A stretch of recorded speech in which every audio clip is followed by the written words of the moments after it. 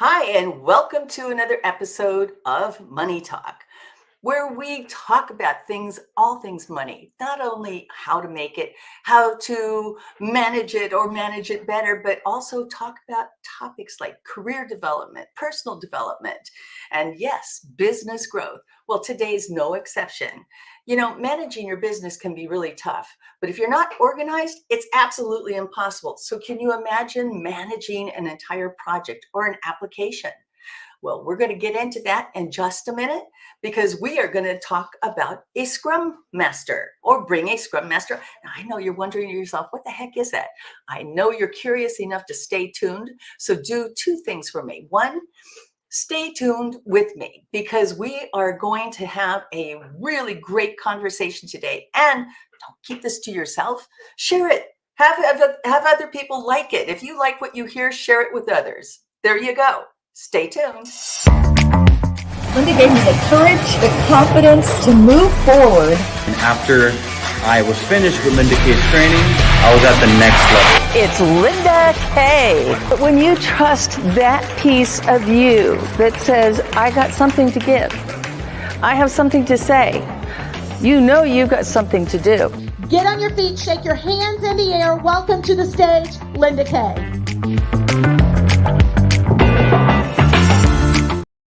And we are back.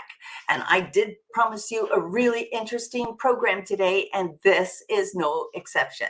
In fact, I don't think I've had any boring clients at all, or boring guests on the show at all. And so what I want to do is remind us all that we've got literally, today's December 1st. We have 30 days left in this year. Where did it go? I am wondering to myself. There have been a lot of things that have happened. And when I was approached by the publicist for this individual coming on, I thought to myself, I have no idea what that is. Could that work? Well, I started digging into it, and guess what? I got really interested in it, and I know you will too. What the heck is a Scrum Master? Can you be an Agile Scrum Master? Well, let's ask the expert. Please joining me today. Welcome to my show, Pamela Anoliefo. Hey, Pamela. Hello, how you doing? Oh my gosh. Well, I'm so excited. The first thing I want to ask you is, I know that you immigrated and you are in Canada. How long have you been in Canada? I've been in Canada for 5 years, going on 6. So I'll be 6 years here in Canada in May. Oh my goodness. Okay, so where do you come from? Originally, I'm from Nigeria. Nigeria, I'm sure people know us for several things. The most populous Black nation in the world. I love for jollof rice and the entertainment capital of Africa. What? Are you kidding me? I didn't know that. Oh, now you do. Now, I have a curious question. Is it hard to immigrate? Now, and I ask you this question because I wrote a book with my mom. We published 2 years ago. We became international best-selling authors. And I think a lot of it had to do with the title, certainly Miracles on My Doorstep. But I subtitled it, Immigrating to America, Faith Finds Freedom. For my family, they immigrated from the Ukraine. And it was for the freedom that we enjoy today that we take so much for granted. What prompted you to decide, okay, I'm just going to pick up my roots and I'm going to head out and I'm going to go to North America? That's a big jump. It is. It is. I'll say it was for my children, right? Because we had great jobs back in Nigeria, middle class, so we're not doing too badly. But you get to a point where you've worked so hard and you really look into the future and you say, what would the future look like for my children in an environment like this? Nigeria is a great country with so much potential, like you all know. Probably like everyone is about Nigeria, right? Everyone is right.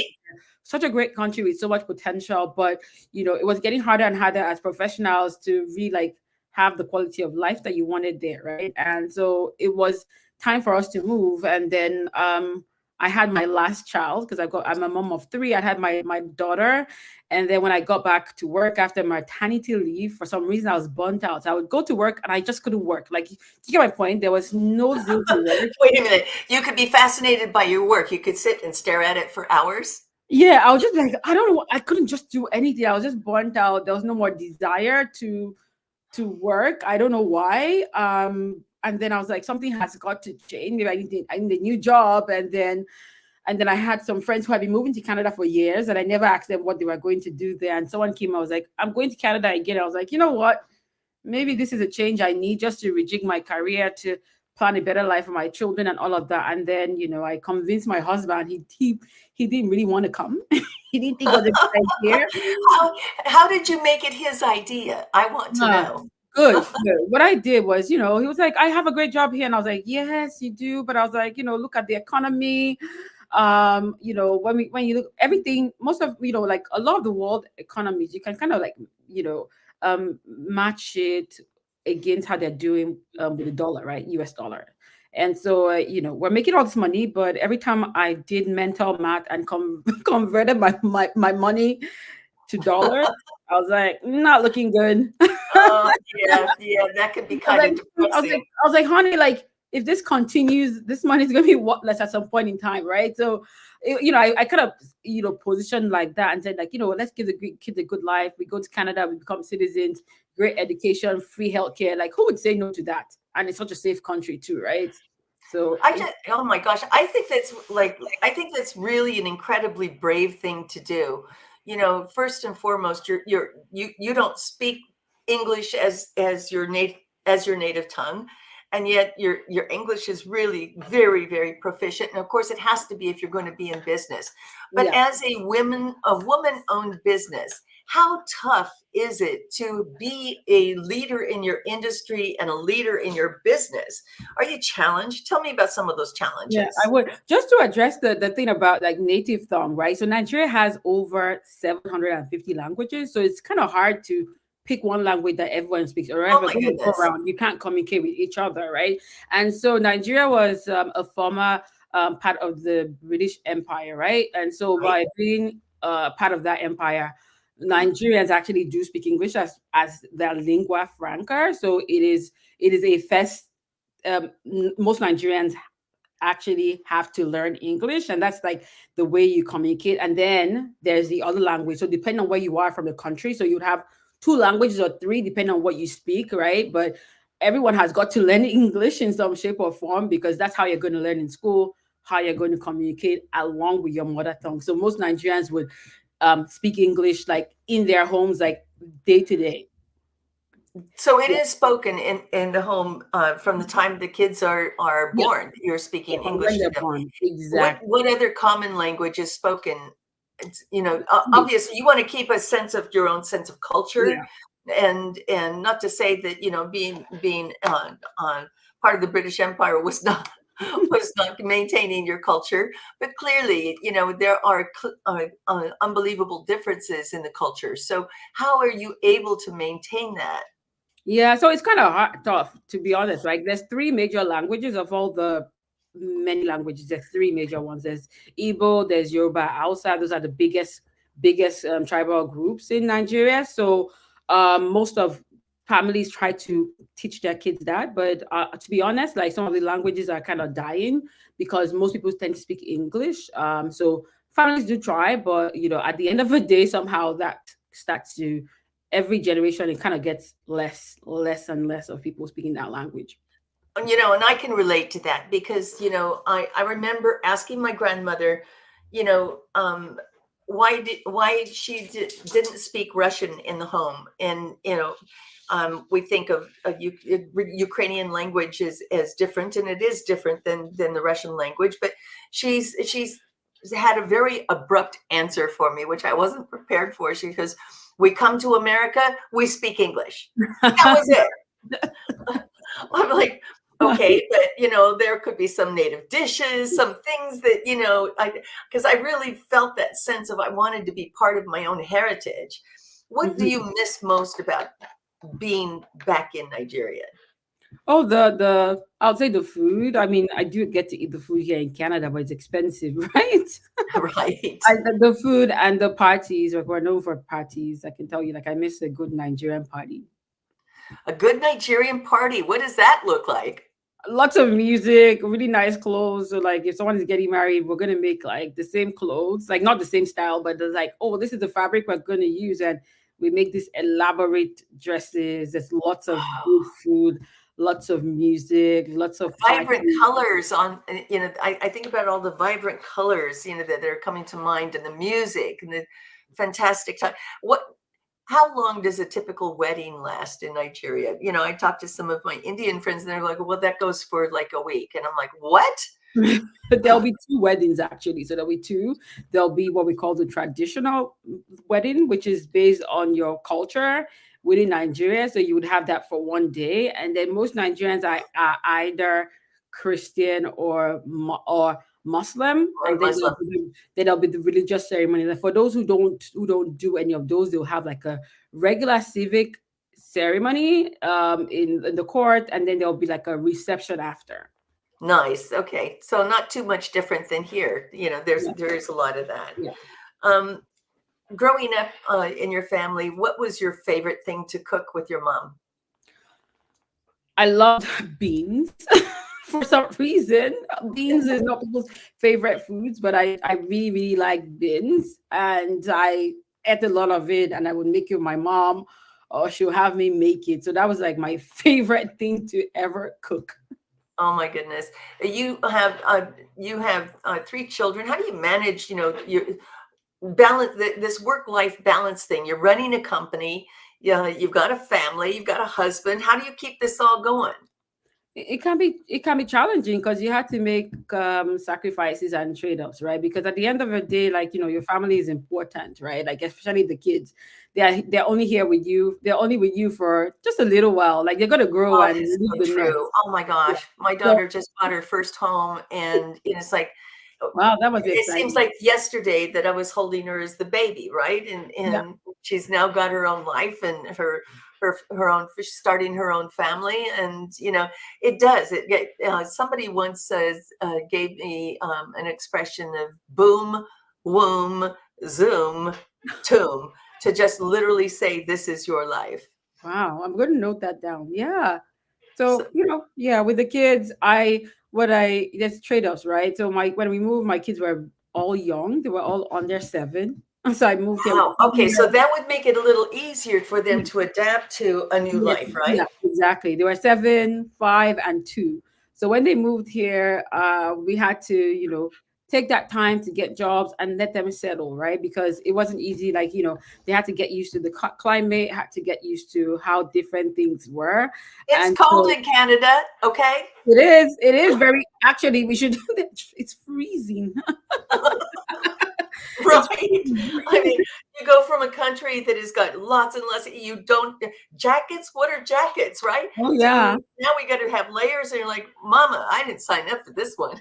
I tell you, right? So, helping them settle, I know that. So it took like, and then now the kids, they're a bit more independent. Like 4 years after, they are more independent. They don't really talk to their mom every time. They don't really need me all of the time, right? They have their devices and already have formed their own personality. So it was, now I had a little bit more time on my hand, and I was like, it's time for me to go do my business, because I've been doing this pro bono for a long time, like really mentoring and coaching people just whenever I had the time. But now that my kids are a bit older, right, I did have the time to do this. But I'm also still mindful because Of course. wearing a lot of hats, it can be very, very challenging. So what it means is that I get less sleep. I'm probably like the one who gets the least amount of sleep in the house, because And you bring up a really good point now, Pamela. Um, you were talking about, we make sacrifices, but we as women, I think, generally sacrifice ourselves first, right? yeah, The kids need us, the husband needs us, the business needs us. When do you have time to take care of you? yeah, yeah, you can say that again, because I think that's one of the things I'm promising myself to say next year. I've got to do better. Like I was talking to one of my friends last night. I said, I have to be honest, I'm a self-confessed workaholic. It's a problem. Well, and that's what we do. Listen, when you're an entrepreneur, I'm going to ask you a question. As an entrepreneur, how many days do you take off? None. None. And even when you're on vacation and supposed to be enjoying yourself, you're still on your computer and you're still working, aren't you? Yep. My friends. I recently went to Greece for 9 days with my friends, and I brought out a laptop at my, and they're like, "You came with a laptop." My God, did you ever stop? Because nobody came with a device, not one. It was just the phones, right? But I came with my laptop, and I was constantly on it like every day. Yeah, it's hard. The expression of it. If your business can run without you, you've got a business. If your business can't run without you, you've got a job. Where do Exactly. you where do you fit in there? Where do you fit in Oh, that I comment? guess I still have a job. I'll be honest. Like, and I agree. Like, what I see myself as a startup, right? Like, my actual company as it is still in its first year, right? So it's kind of like This is your best year. yes, 2023 is your best year. yeah, my first year. So Fantastic. we're really in growth, like when in that stage where you're trying to define what this company is about, like you're trying to, really shape what the culture is about, what you stand for, what the brand, right? Like, so trying to set that foundation so that when it starts to go into growth phase and you hire, because even though I don't like have like a a core team, I do have like freelancers that do, a little bit of this and a little bit of that, right? But we need, like, like this is the point where you kind of set the standard, the structure, so that when you start to hire people, they understand where we're coming from, what we're trying to do, and then they can take that and run with it. I think I have heard this also that the hardest job that you have in running your organization is hiring the right people. What do you say about that? I would tell you, like, I think that's where I've been challenged. Yeah. Like for like, like what I try to do is outsource things that I know I don't want to do, right? Like, and things I'm not best suited for, right? Like things like social media, like, PR, like, having an Yeah, agreement. you hire people to stay in their own lanes and to Yeah, do the things exactly, for you right? to But you're exactly. right. Yeah, But it's hard to not like be involved with it and say I want it this way or I've got to have it that way, and all of a exactly. sudden you feel pulled in so many directions. Yeah, So exactly. So it's one of the biggest fears, right? Like you have. But I'll tell you, I have a background in entrepreneurship, right, and innovation from I Queensland. love that. Now, tell me what I saw this. You have a master's in innovation and entrepreneurship. Yeah, I yeah. didn't even know they had degrees in such a thing. Tell me more about this. What made you go, "Oh yeah, that," because I know how technical you are, but the innovation and entrepreneurship is highly, it's extreme left Yeah, brain stuff, right? exactly. And you're spending most of your career on the right brain of technology and financials, and we're going to get into that in just a bit. But what made you decide, "Oh, you know what? That one's for me." I'll tell you, just like everything I do, it always starts with like a Google search. Like someone asked me, "How do you get in technology?" And I said, "I watched a movie, and I thought technology was going to change the world like 20 years ago, and I decided to do it."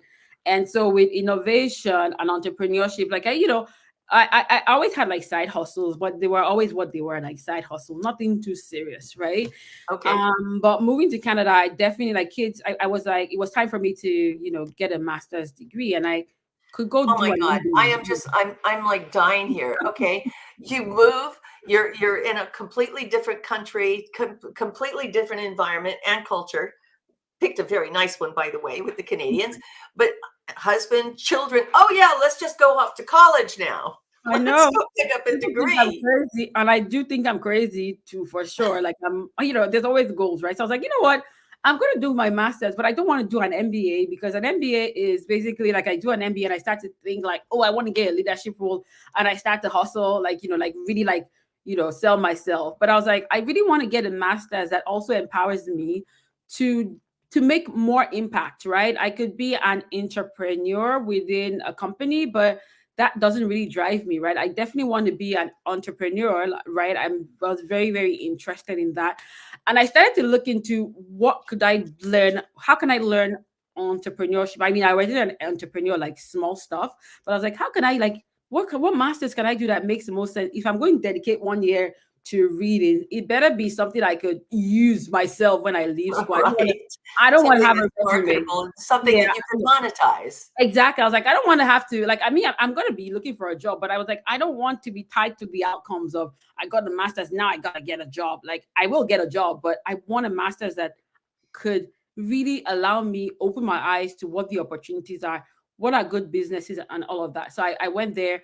Fantastic program. I can tell you, like, that program, even before education went virtual in COVID, like, when Right. COVID, everybody's, that program was already set up to be a virtual program, because they said you can't take entrepreneurs and keep them in the school. That's not what they do their Oh, best. yeah. You're not going to see No, them sitting in a classroom. yeah, doing letting what, Entrepreneurship like, yeah, means you're very active. You're out in the field. You're doing, I'll yeah. sit for an hour and I'll be in the Zoom room, but that, or two Yeah, hours, but exactly. That's how the program otherwise it was. Like, couldn't. we would be in Kingston, Ontario. So it's in Kingston. The school is in Kingston, Queen's University. Yay. You will be there for like 16 days. And then the next thing is like, for the next 3 or 4 months or 5 months, you're out there, like, doing stuff that's innovative, right? And then you can touch base after like a few months, 10 days at school. But like, there was obviously like actual virtual classes throughout the period. But it's like, go immerse yourself in real world stuff. And you did. You absolutely did. Yeah. Now, you have worked on technology and fintech, from digital automation, like financial apps or cash apps or traveling or trading platforms or payment services. How did you use that to now organize in a way that would take you on a path to what you're doing today? Yeah, great question. Great question, Linda. Thank So you. I tell people something, right? Like, every, like, when you look back, right? Sometimes, like, we tend to kind of look for, but when you look back, like, you start to see like some of the things that you did in the past that kind of set you up for where you are, right? Sure, Um, sure. So by working in delivery, like, by working in project delivery, and also even being a product manager at a point in time, you really understand strategy. You understand about, like, objectives, about goals. You also understand about macro and micro economical factors and all of that, how they drive the products that we build, the decisions we make, and when we decide like what feature is more valuable for a customer than X, and also like where should we prioritize, right? So that we can make more money, right? So even though I'm a tech person, I've been also at that strategic Now, level, even though I do tactical stuff. I think there's another question deep within that. Okay. See, we all know how to go backwards. So when we hear, reverse engineer something. So if you want to figure out how to do something, think about the end in sight, right? Think about the end goal and then work your way backwards. What you're talking about is going, I see the spatial picture out here, and we're going to take this step, this step, this step, this step. I can't even wrap my head around that. How do you get into that mindset to be able to go through that process? Because you're matching, what is marketable, what would be more successful. So you know that you're going to be doing some tripwire, or you're going to do some kind of testing in this. How does this all happen? You have to use a process. What is that? So I'll say, like, this is where experience comes, right? Some things I've been in 18 years in technology, but like I mentioned, like, not just core technology where I face the computer and code and twinkling with hardware. Like, I've also been at the technology space where it's tactical, it's like, sorry, strategic, right? We're talking Sure. about all of that stuff, right? So understanding the why, understanding objectives, because Okay. no matter what technology sits behind anything that we deliver, there's an actual user, or there's an actual impact to people, right? They don't care about what technology you use. No, they don't care. They don't care. It's got to be simple, Yeah, right? it could even be the old, like, it could be even an old mainframe, and they don't know, as long as it's giving them value, right? So I've Right. just really been in that space. Like, sometimes, like, when people ask me, I'm like, I can't really articulate it because I've done it for so long, and that's just how my brain is wired. Right, right, right. No, and you also have decided that the way that you're going to do this, the way that you would practically do this, you build a business around this. So now let's talk about Scrum. Yeah, thank What is you. Scrum? Okay, so people know Where does about that word come from anyway? rugby, if you wouldn't Rugby, believe it. Yeah, like rugby. a scrimmage? Yeah, yeah, exactly. Now, So when a scrimmage, I think about people battling it out, yep, and the yep, winners are going to march to the end of the field and gain a yeah. point. Is It's this the same actually thing? Yeah, it's actually from rugby. So the word comes from rugby, and it's all about how teams work together. So when the term was developed, they were like, okay, I think this sounds like what the rugby team does. So let's pull that word from there, right? So Cool. Okay. agile, so Very yeah, exactly. very strategic, right? Yes. So if we think about the world of project management, it's been around for a long time, like nothing new there. And Right. Project. I mean, I was in the tech market for years back in the mhm. last decade, right? You still even Last century, let's be honest. So so project management was always around. We had project managers in almost everything that we were doing because we were working with some very large corporations. But things have advanced way beyond that because now in terms of, accessibility and things that people want, the minute we pick up our phone, we're looking at, an app that we can make our life easier or do something that makes it a little bit different. mhm. How is Scrum used now in the languages that are used to develop these applications? Yeah, so awesome, right? So like, project management always going to be there, but the question is, in the world that we live in today, right, where things are rapidly changing, like you have an app and the next minute it's something else, right? Right? The companies need to be able to release products faster, right? Before it would take like a year or 2 years for you to change one phone to the next, right? Like before you saw the Oh my latest phone. God. And that's like, a year is like 1 year in dog years, right? It's Yeah, like 7 years. A yeah. lot of things can happen in 1 year. Exactly. Exactly. But now, like before you know it, like you buy one phone and in 3 months it's outdated, or like you get an app and it's changed, right? So the world that we live in needs to be businesses need to be innovative. They need to be able to deliver products faster. Otherwise, the market would move and customer trends would change, right? Well, So yeah, because we're yeah, fickle. If it doesn't work, then we move on to of something course. else. So Yeah. how does Attention span is really short these days, right? Yeah. Yep. So agile, so when we talk about agile project management, so now we leave the old project management, we say agile, like the ability to be flexible to Right? meet demand. So agile project management looks at a way of being able to deliver um value to customers faster in a way that you can be flexible if you need to change. The old project management approach was not able to change quickly, right? And that's Well, where it was, let's back it up so we don't lose our viewers. Mhm. Explain it just a little bit about how it used to be. I mean, Okay, the yeah, I'll do that. lines and So lines and lines and back lines in of back code. in the day, like what you would do as a project manager is we called it waterfall. So it was literally like a waterfall. So you needed to finish a particular stage of the project. So like if you wanted to launch a new program, right, it would be like let's complete all the analysis and see what's out there in the market. How do you want to differentiate ourselves? And then you do the analysis, then you go say, okay, now that we've done all the analysis, let's go do the requirements of how we want to build this new show, right? And then when you're done, you go to implement. Now time has gone. Let's say the analysis took 2 months.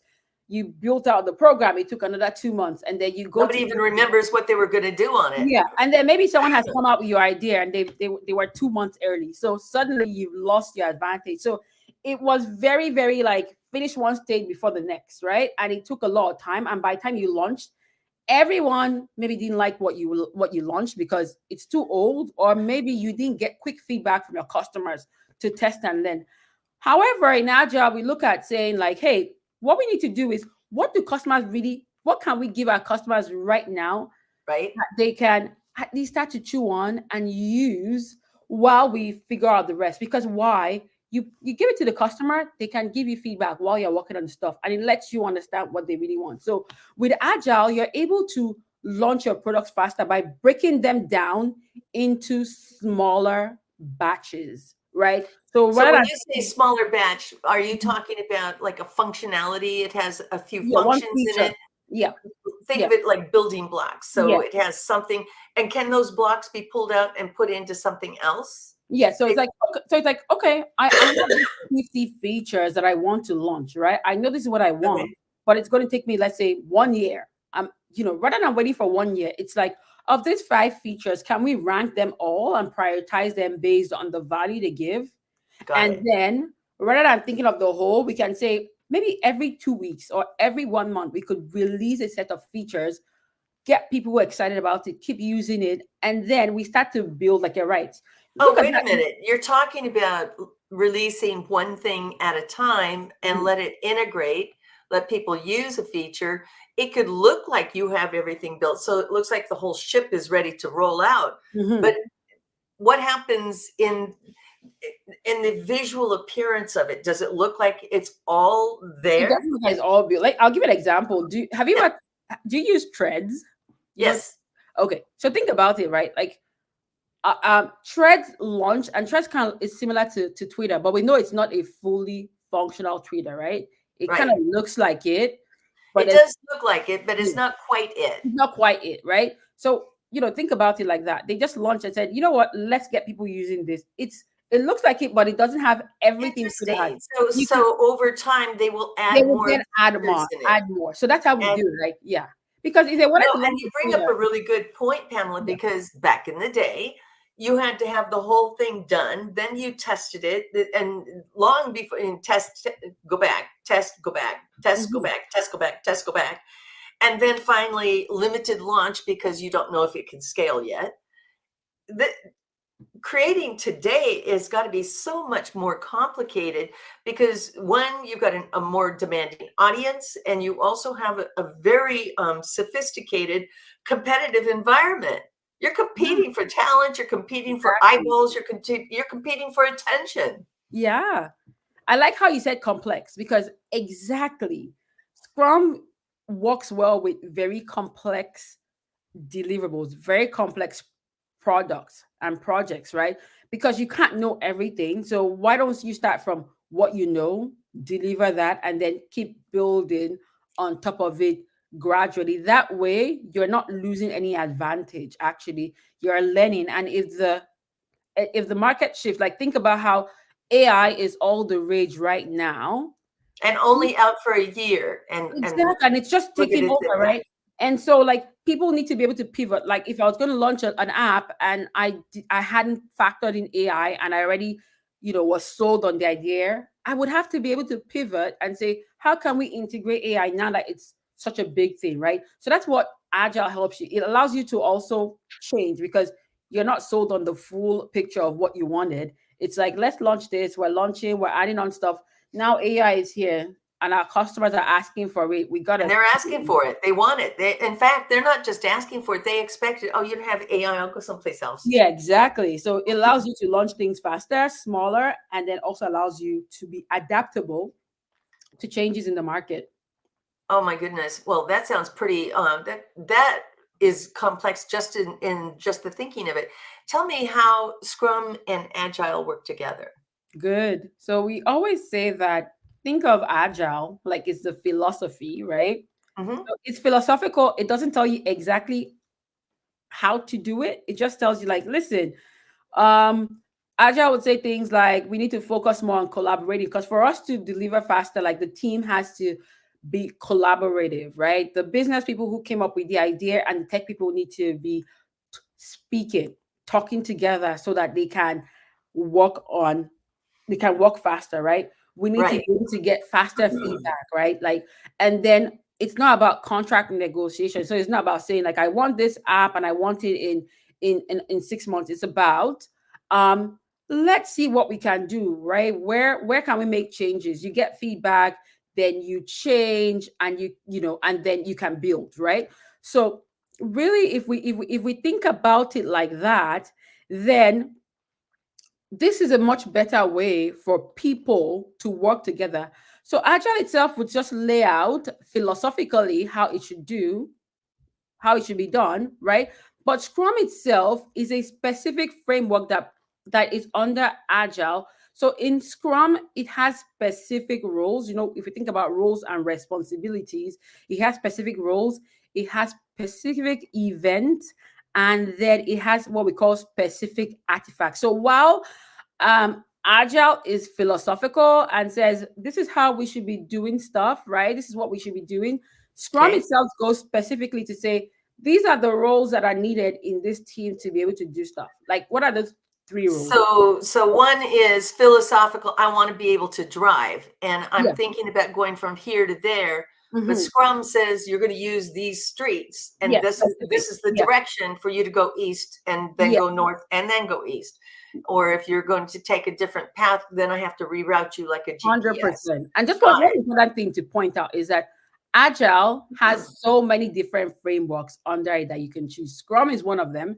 There's so many others. It's just that Scrum is one of the quickest and lightweight ones to implement. There's other different Agile frameworks such as Kanban, Extreme Programming, Lean, Skilled Agile. There's like all of them are all Agile frameworks. And so every company, every team or organization would choose what framework best works for them, where Scrum is one of the most popular frameworks to use.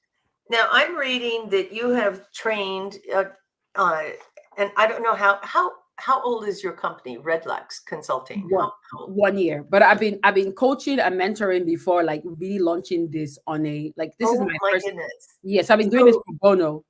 but Redlux in just a year has trained over 3,000 learners, Yep. finished Yep. 1.9 thousand sessions. Yeah, How are you? yeah, so prior to this, right? So we're looking at the totality of all of the work that had been done prior to Redlux being an actual like for-profit company. Okay, so you tested it out and you used your own philosophy, your own agile, your own Scrum. You did this to master your own application for your own organization. Who uses, I mean, what kind of people come and train? I mean, who are they? Where do they go? What companies do they go to? So usually this is a lot of people want to transition to technology because we know that technology is going to be evergreen, is going to be relevant, right? So there's Right. people who are in roles that are not technology focused and they want transition to technology easy, because the good thing about being a Scrum Master means that you don't really need to have coding skills, right? There's transferable skills from your previous Well, job. no, and especially if I can go to AI now and have AI write the program language for it, and I could tell it what language I want it to do. I don't. I'm not going to suggest that anybody does that, but I have heard that so you too could be a coder and have AI write your code for you. But where and what kind of applications are these people that are learning this process and this philosophy? Where are they going? So also a lot of them work at, some of the I have clients here in Canada, in America, in Nigeria, and the UK, right? So a lot of them work at the big banks, a lot of them work for telecom companies and fintechs and all of that, right? And so Right. so if you're looking to transition technology, that's the way to go. Also So very somebody that was looking to improve their skills so they can become yeah, more marketable and more exactly. competitive, Yeah. either keep their job or get a better one or move to Oh, another company. get a better job too, right? Keep you're right. Like, new skills, like they want to upskill and show like, hey, I'm constantly learning, or they want to earn more. Or another sector is I'm an immigrant.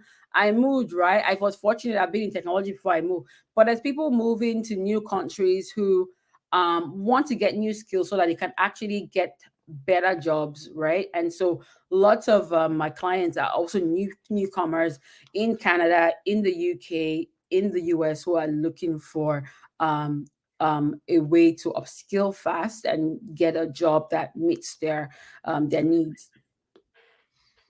They would be able to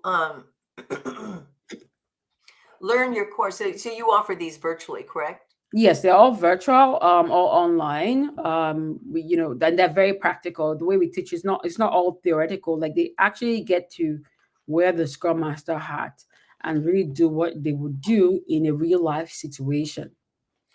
So, are you able to assimilate or create applications, or does what you teach just talk about the philosophy or the Oh, no. practicality?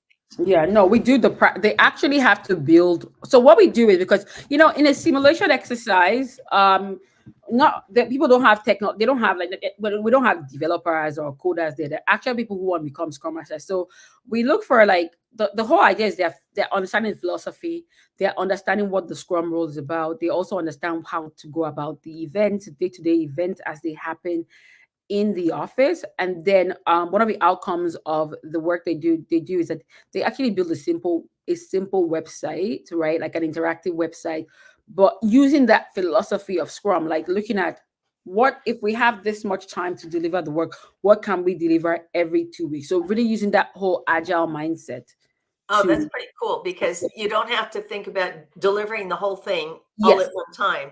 You're getting something out there so somebody's getting into and using the application and then improve it. yeah, Keep improving exactly. it. So that's So what they do, right? And then one of the things that people are like, oh, how are you sure? Like, some people have always like confused, like, am I sure I can really simulate this in practice? And they find out that when they actually go into the simulation, like all that team dynamic that exists today, like conflicts, not being sure what you're doing, all happen even though in a simulation. And sometimes when they're building, they get into that same headache that the actual teams have, which is like, what do we build first in 2 weeks? What can we build, right? Otherwise, they would get stuck. So really, like, people find that by doing these practice simulations, they actually experience what real Scrum teams experience. All those team dynamics all come to play. All the issues that Scrum teams see all come to play during this practice simulation. that's got to be really gratifying for somebody that is used to coming or has come from an environment where they've got to think about the whole application strategically. Everything's going to be laid out. You know exactly where these and meeting after meeting after meeting after meeting of different teams and people. How does this work in a team environment then? Oh yeah. So first of all, like, you're right, like you said. So, like, we also mentioned, one of the things I wanted to mention is that we also say that being agile is a mindset, right? Because some Right, people are used to the old way of working and they don't want to let go, not because they don't like it, but because it can be so difficult to let go of something that you feel works for you, right? Like, why do I right. need to change? What about if it does not work for me? What about if we screw things up? Like, like, how am I going to go tell executives that we can't, we're going to be delivering stuff, in small batches, right? It's a whole Yeah, mindset. I would like to hear that conversation at the boardroom, right? Yeah, like, We're I going to don't give care what you this guys to are you, but saying, right? you're only going to get 3 of those 10 features, and we're going to see how those Yeah, work, okay? exactly. But like, it's about, if it's positioned from a point of view of, we have this roadmap, right? Like, if we say, like, hey, we have a roadmap, right? And in quarter 1, this is what we're launching, and this is why, because it addresses our largest customer segment, right? And Right. and by Or it's getting it our out most there, profitable yeah, segment. exactly. And by getting out there, we're making X amount of money. And while we're doing that, we're seeing the numbers, and then we can prioritize the next, right? So it's really about how you position it, right? So I mean, I think that one of the things people find is that when they find out that how Scrum and Agile works, they're like, I love because about the collaboration between technology and business. Like, they actually then see the work being done, they can get feedback, they can make changes. People actually like Agile better because that way everyone knows what's going on without having to ask questions or without having to have like regular progress updates, right? And Well, again, and let's talk about this for a second because I think that's a shift in the culture of how organizations actually work. I just read an interesting statistic that more than 68% of employees don't want to be back in the office on a regular basis, or now they're having issues about wanting to attend meetings because they lack the kind of productivity, or they lack direction even. How does that impact, and what kind of impact is that having when you're using a technology or a philosophy like agile? well, I'll tell you, right? Like, so because Agile works with, like, so we need to also focus on the fact that Agile works on really small teams. So we're not going to say a team is Agile and there are 50 people. Okay. Communication is not going to happen there. Like, so Agile teams are really, really have to be small, right? 10 or less if you can't Which share. is great because that's how a lot of these little incubators are working. Yeah, You get exactly. an app out there Yeah, and it's quick, and you yeah, see a team of, sitting at WeWork or something like that, yeah, where they're making their contribution, and I'll walk past a WeWork module or a little node, and you can see that they're working on an application. So I would imagine that when you have a smaller team like this, the ability for them to use a technology like or philosophy like agile can actually make them far more productive faster. 100%, 100%. So that's why it worked for small teams. So you have to organize your Scrum teams in small groups, right? That is where a Scrum Master, so train, because we train people to become Scrum Masters, right? And so a Scrum Master is someone who understands Scrum really well, who's been trained, who's gotten certification, who's got years of experience. They're able to guide the team to deliver faster. And it works really well with a virtual team. Actually, I think that during the pandemic, when all of the work was remote, there was like a When everybody had to start working yeah, like virtually. on the proliferation of Scrum, because that was the way to get people to work and talk to each other regularly. Because Scrum had regular, we call them events, but actually meetings, right? Just a fancy way of saying We're like, going to an event. We're not going we'll to have a an event, meeting. we have a Scrum event. So we would have the daily stand up. The daily stand up is a 15-minute call, 50, not more than 15 That's minutes. awesome. Oh It's my like God. bang, bang, bang. What did you do yesterday? What are you doing today? Do you have any impediments? And we're like, we go, like everyone's on the same page. Like it really helps us set context. We know if we're going to hit our goals, right? At the end of that period, that time period that we have to deliver work is called a sprint. Like you're literally sprinting. So if it's a 2-week sprint, we kind of know if things are going to fall all off the rails, we already know. Like, and then we can actually course correct. Like, okay, it's not going well. What do we need to do to make sure that we hit our goals at the end Oh, of but 2 weeks? what you just said, though, you're doing this in 15-minute increments. I forget who the person is credited with this, but I'm going to say it's McAllister's Law, that you can do more if you have less time, that more things get done with less time. When you know you have a very finite amount of time, there isn't that, the distractions and the things, oh, I'm getting ready to get ready to get ready to get ready. Focus. You're really focused, and that tight focus says, I only have 15 minutes to get these things done. I need to get in and get out. Exactly, because the sprint the makes calls total are sense. only the calls are only for us to know what's going on. The actual work gets done when you're like on your computer on the app, right? Like just check in and see how are things going. Things are going well, or no, I have this issue. I need help from this person. Can we get on a call? Fix this. Continue to do the work, right? So that's the good thing about Scrum. We've got those regular touch points, the 15 minutes daily. Then the good thing about Scrum is that you have one time when the team sits together to plan for that period for the sprint. There's a time to review the work at the end of each duration, which is called the sprint. The team sits together to say how well did we do? Did we meet our sprint goals? Did we meet all of Did our we goals? get our goals? Did we meet Yeah. our goals? And if That's they got to don't be meet, very yeah, gratifying for yeah, the and if people they that don't are meet on their the goals, team. what do we need to do next? And then the final thing they do is called the retrospective, which is so powerful, which is what did we do well? What didn't we do well? And how can we change? And there's action items that come out of those retrospective sessions that keep the team constantly improving. So with these regular events, like I said, that are in place, the team doing that very often that way, they're more efficient and they do quality work. I can't believe that our time is Oh up. my. Oh my God, we have been chatting here for looks like almost an hour. I can't believe I myself. can't believe this either. This is like, where did our time go? I got one last question for you. How are you? How are you going to spend the holidays? Oh, it's going to be a quiet one. It's going to Without be a your quiet one. computer? Without Yeah, your computer? yeah, because I told my team, I have a social media team, and I was like, you know what? I don't want to look at my social media, like get everything done, schedule it. I don't want to talk to you guys until January. Please. I need to rest. So it's gonna be a quiet one. We've already decorated. I'm big on Christmas, so my house will Oh, already decorated by November. So it's just gonna be like time with the family. It's gonna be very cold in Canada, but we're gonna enjoy the snow.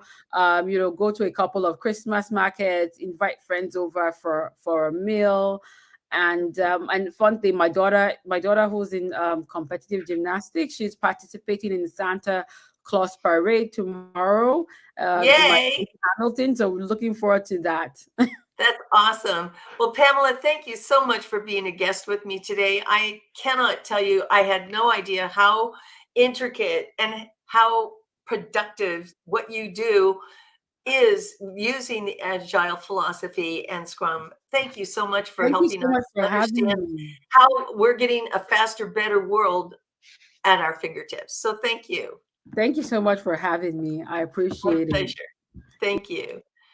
I want to thank you all for today and for every time that you show up to watch this show. If you'd like to join me, let me know. I know everybody's got something to say, and we all want to have that 5 minutes in the sun. Come have it with me. Thank you for joining. Because if you market something really, really well, you never have to sell.